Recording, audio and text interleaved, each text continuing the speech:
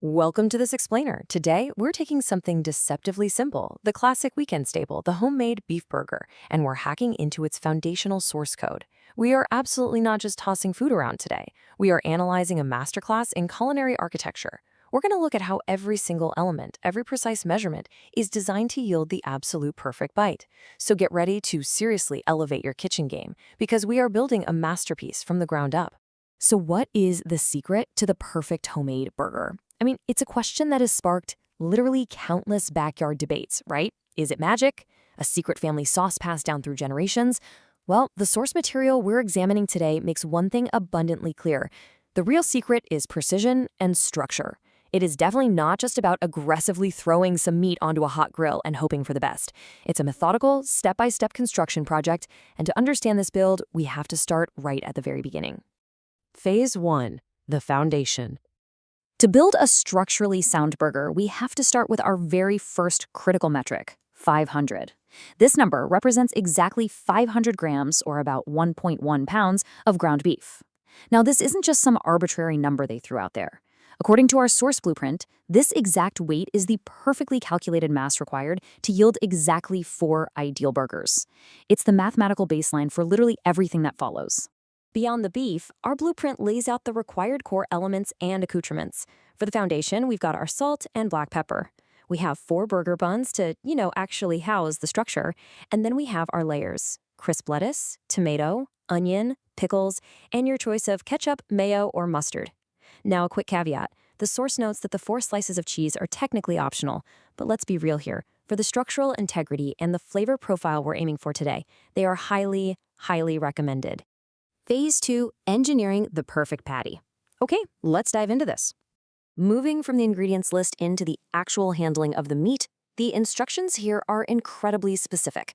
First up, we divide our 500 grams of ground beef into 4 equal portions. But step 2 is where most people make a critical error: shape them gently. The blueprint really emphasizes a gentle touch here. If you overwork the meat, or if you pack it too tightly, you completely compromise the texture. Remember, you are crafting a delicate patty, not forging a hockey puck. As you shape these portions, you have a strict architectural tolerance to meet.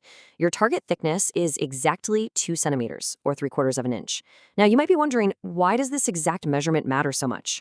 Well, it's because this crucial thickness ensures an even cook all the way through, while still providing a really substantial, deeply satisfying bite that can actually stand up to the buns and all those toppings. Now, here is a really brilliant engineering hack outlined in the source. Make a small dent in the center of each patty. See, when meat cooks, it naturally contracts and wants to puff up in the middle. By pre-engineering a small depression right in the center of your 2-centimeter thick patty, you are actively preventing it from bulging into a dome shape on the grill. You're basically guaranteeing a perfectly flat surface for the rest of your delicious ingredients to sit on later. With the physical structure formed, we apply the final exterior treatment.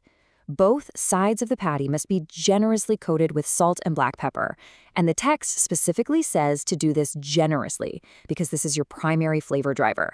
This seasoning layer must be applied to both the top and the bottom right before they hit the heat to ensure every single bite is perfectly balanced and incredibly tasty. Phase 3, the science of the sizzle. Once that perfectly seasoned meat hits a medium-high frying pan or grill, the thermodynamics kick in and the clock starts. 3. That is the absolute minimum number of minutes per side required for this cook. Now, depending on the exact thickness of your patties and your desired level of doneness, this phase could actually take up to 5 minutes per side. But 3 minutes, that's your baseline for developing that beautiful, savory, caramelized crust on the exterior.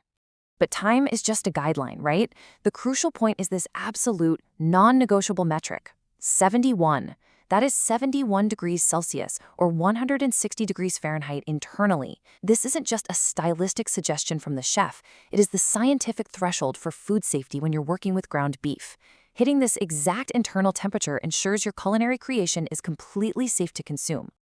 As we reach the final 60 seconds of the cook, things speed up.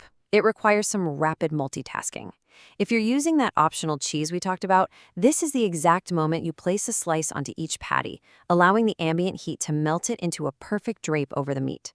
Simultaneously, the blueprint requires you to lightly toast those burger buns. This prepares them structurally so they can hold the hot ingredients without collapsing into a soggy mess. Phase 4, the cardinal rule. Pay close attention here, because we're about to look at the single biggest, most tragic mistake home cooks make during the cooking process. We have reached a critical juncture. Do not press the burgers down while they are cooking. It's a temptation we've all felt, right? Taking that spatula and pushing it hard into the meat as it sizzles loudly on the grill. It sounds great, but the source material explicitly warns against this. You must resist the urge to tamper with the patty while it cooks. And this quote brilliantly illustrates exactly why it's such a fatal error. As the source text unequivocally states, it squeezes out the juices. That moisture is literally the lifeblood of your burger. If you press down, you are forcibly extracting all of that delicious essential hydration straight out of your carefully crafted patty. You'll just be left with a dry, lifeless result. You have to step back and let the heat do its job without interference. Phase 5, the architectural assembly. Let's move to and see how this builds. Now for the grand finale, the assembly. We start our vertical climb straight from the foundation. First, we lay down the lightly toasted bottom bun.